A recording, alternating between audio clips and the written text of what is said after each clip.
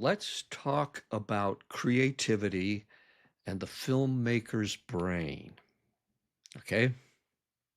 To begin with, I want to read a couple of quotes from articles about the current state of filmmaking in America.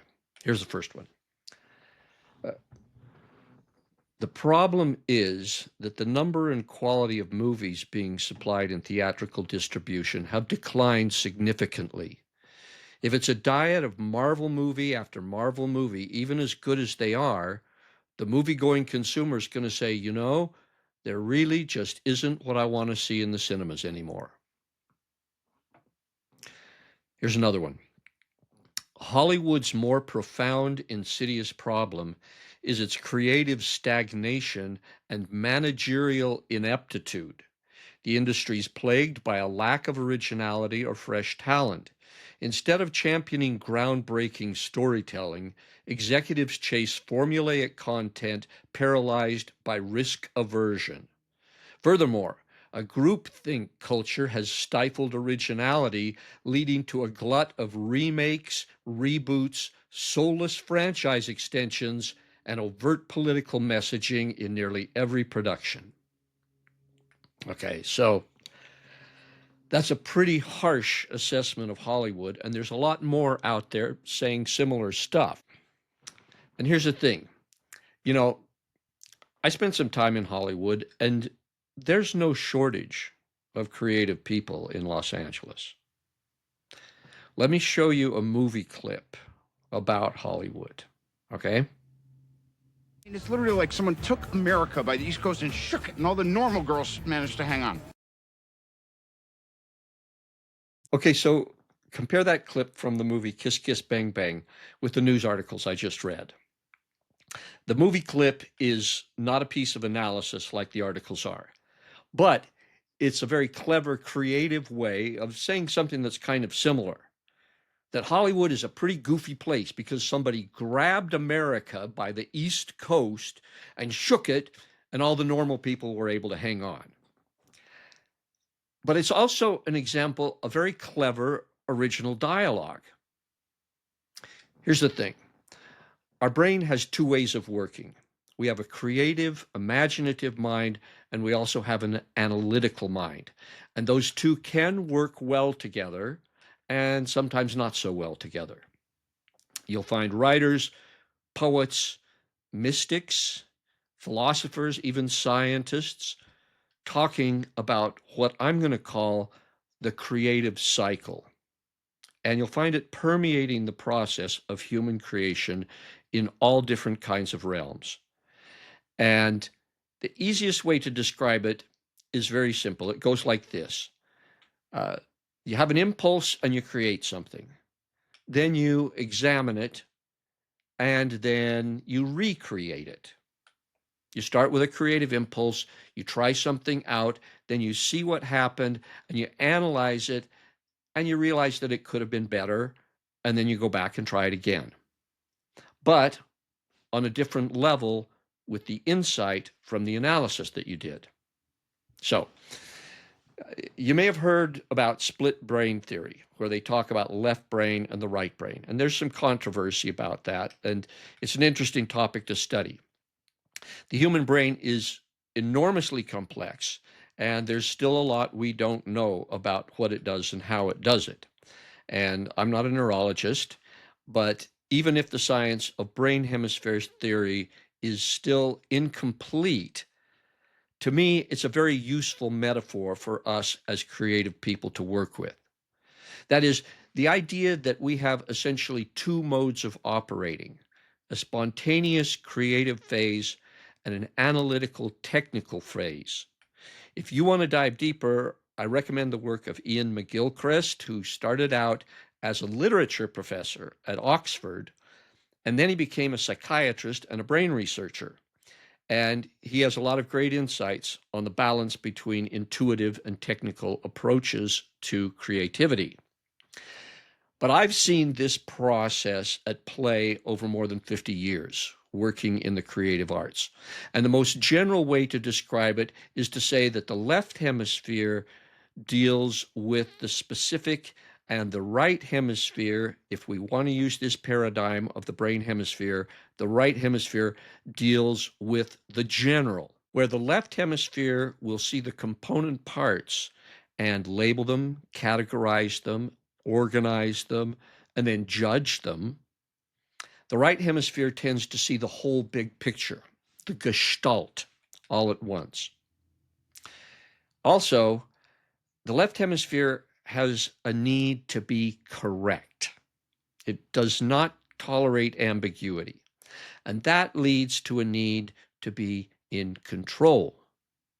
But the right hemisphere can enjoy and even embrace ambiguity, paradox, uncertainty. It's also willing to let go of control and allow randomness and creative accidents. So, as filmmakers, we need both of these brains because film is an art form, but it's also very technical and it's also a very expensive art form. You can think of filmmaking as a three-legged stool of art, technology, and money. And if one of those three is weak, the process suffers. So, how do we get the analytical left brain and the intuitive right brain to work together to make a movie? Let's watch a little bit of a movie. And this is the first minute, the opening of Pan's Labyrinth. So I'm going to talk over this clip. If you haven't seen Pan's Labyrinth, it really deserves your full attention without the commentary.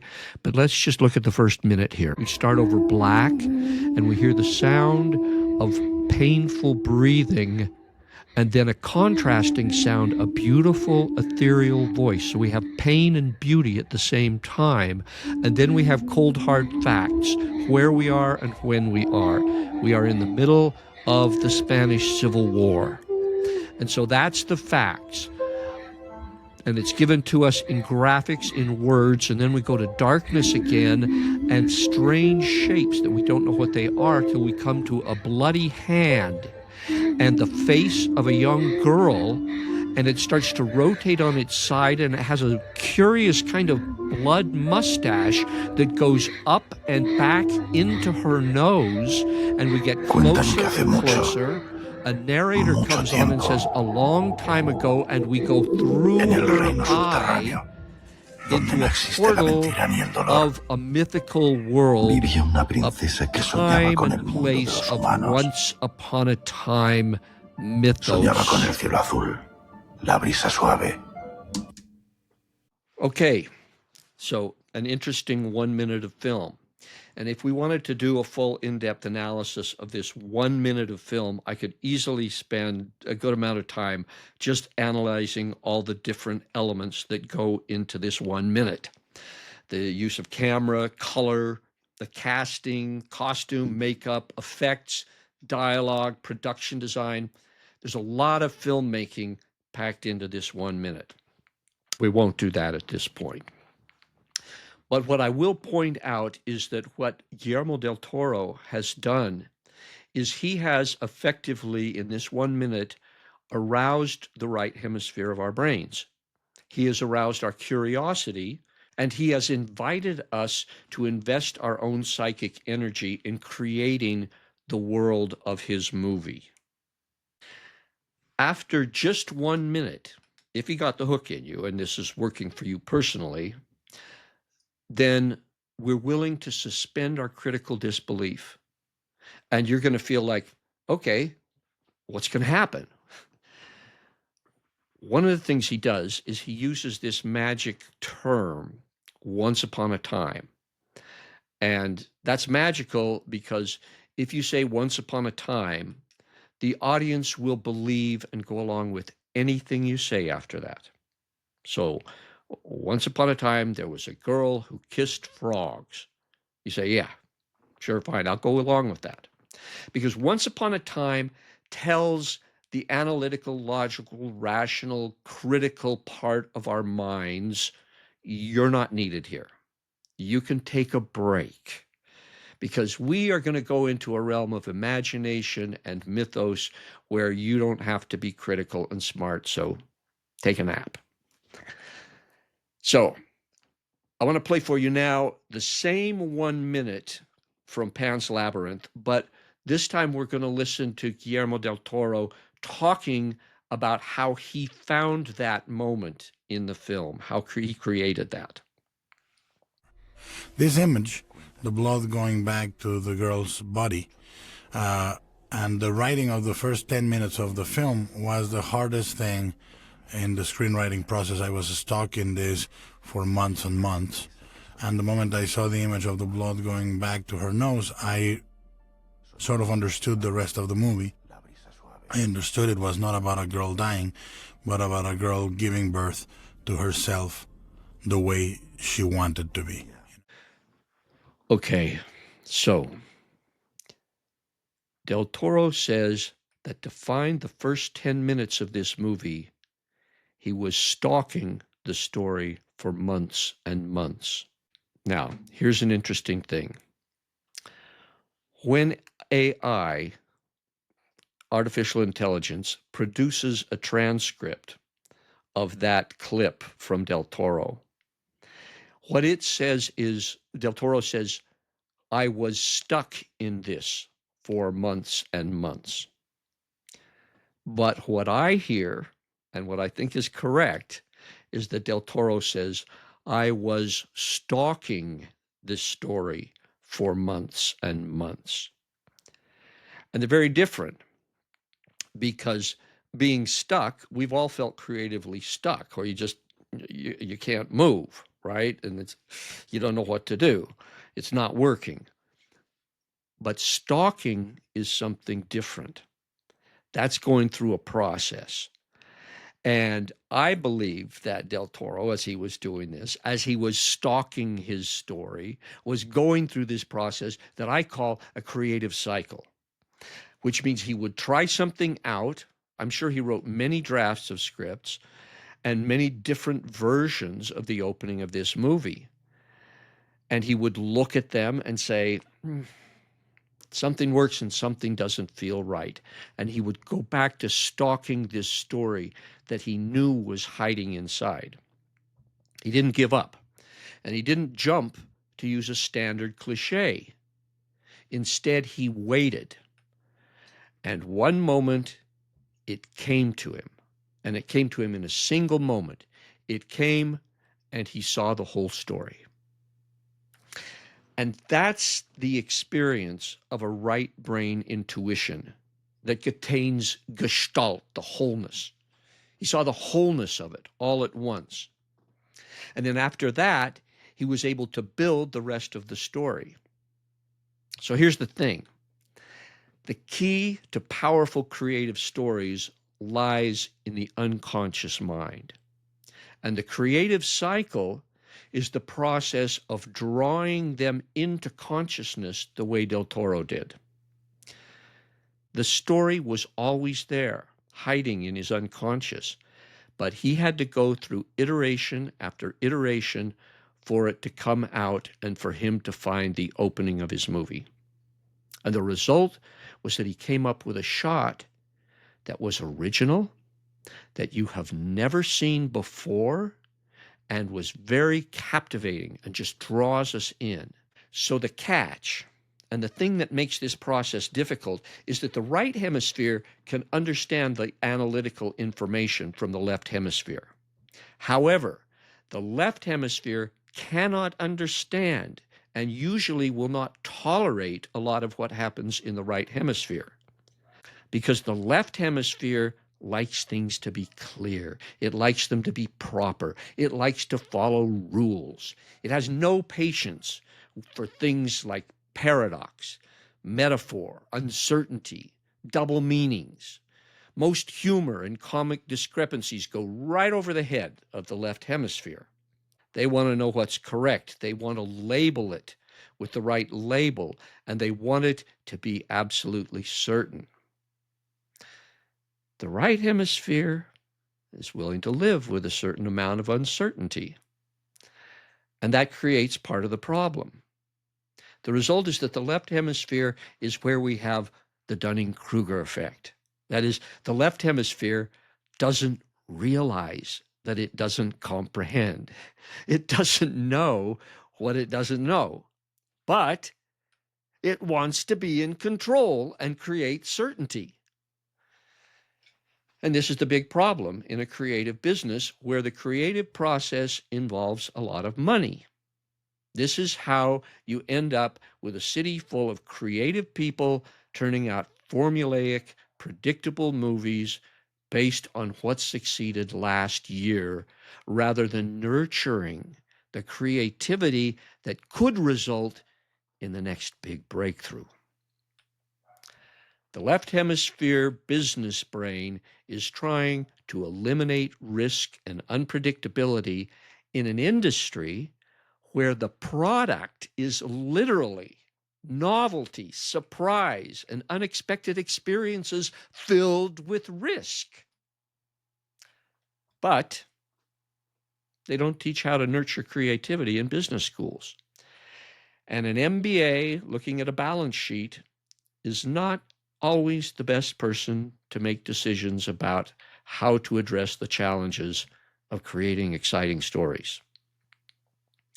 The best way to understand this is encapsulated in this book by Ian McGilchrist called The Master and His Emissary. And the title of the book comes from the idea that the right hemisphere is the one that comes up with the creative ideas and the one that should ultimately be the master. The left hemisphere is an emissary, a very good servant, and a very important one, but it should never take the role of the master in full control. We start with a creative impulse, and then we do analysis, and then we do recreation on a new level. So I'll tell you a story about Frank Daniel. He had invited me to sit in on his film analysis class at USC, and during a break, we were talking, and he said to me, you know, the problem with the screenwriting students here at USC is that they never write a second draft.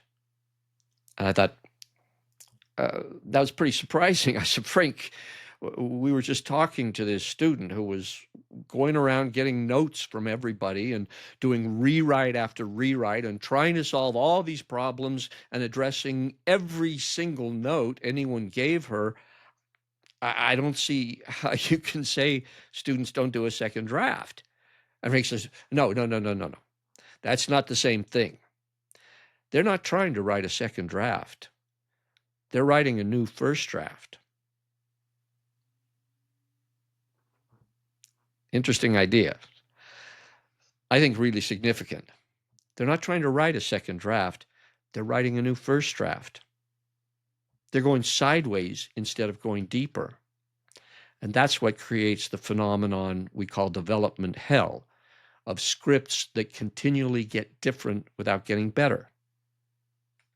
The second draft takes all the first draft material and examines it with the analytical left brain, and then they give that back to the creative right brain, and it's very important that the left brain gives it back gently and with permission to go and be creative. Because what will happen if the left brain tries to solve the problems rather than just finding the problems is it will always go to cliches, because it only knows what has been used before, what succeeded last time. Okay, I showed you two very small clips today, one only a minute long, the other only a few seconds long. And each one of them contains something that you've never seen before in another movie. The very original dialogue from Kiss Kiss Bang Bang and the very original visual imagery from Pan's Labyrinth. Those are not things that come from just looking at what has been done before. This is stuff that's original, and it's vital, and it catches us and draws us in. That's powerful storytelling. When it's used properly, cinema is the most powerful storytelling medium there is. I truly believe that. That's because of the way it can access the unconscious mind and the way it takes the viewer through a process of viewing the main character's story from a vicarious distance where we identify with the character and their struggle, but we also have some sense of removal, a certain distance. It's actually similar to forms of meditation where you try to take a step back and view yourself from a distance. In a movie, we can view our behavior, our ideas, our emotions, our thoughts, everything, but do it with a sense of removal. We essentially put the burdens of our own psychological challenges onto the characters in the movie and let them carry them on a journey of transformation and growth. So the reason that we do film analysis is to be that analytical part of this cycle of creation. But analysis should never be the ultimate goal. That's why we're not critics, because criticism is a function of the left hemisphere, where it evaluates, judges, and puts an end to it. That's the way it is. Our challenge is to take the left brain's defining, classifying, judging analysis and bring it into the right brain's big picture. Now, the internet world we live in is driving us more and more into a dominance by left hemisphere. It's a world filled with information, but with very little understanding and certainly very little wisdom. Our challenge as filmmakers is to take the left brain's analytical information and let our creativity process it into understanding. To take these very important analytical insights and use creative expression to create new ways of seeing and experiencing life. Left brain seeks correctness. Right brain seeks beauty. I hope that's clear. It's foundational to all creative work, and especially to filmmaking. And I will be referring back to these principles in other videos because it's always part of the process. I'm going to talk about this more in some other videos. And if this has gotten you interested, if the right hemisphere of your brain is a little bit curious right now, I would suggest that you take a look at the episodes that I have about specific principles, but especially the 5-in-1 episodes that I have where I examine different principles of communication and how 5 different movies will use that same principle. That's where you can see the balancing act of the technical versus the creative and see how it works in making great classic films.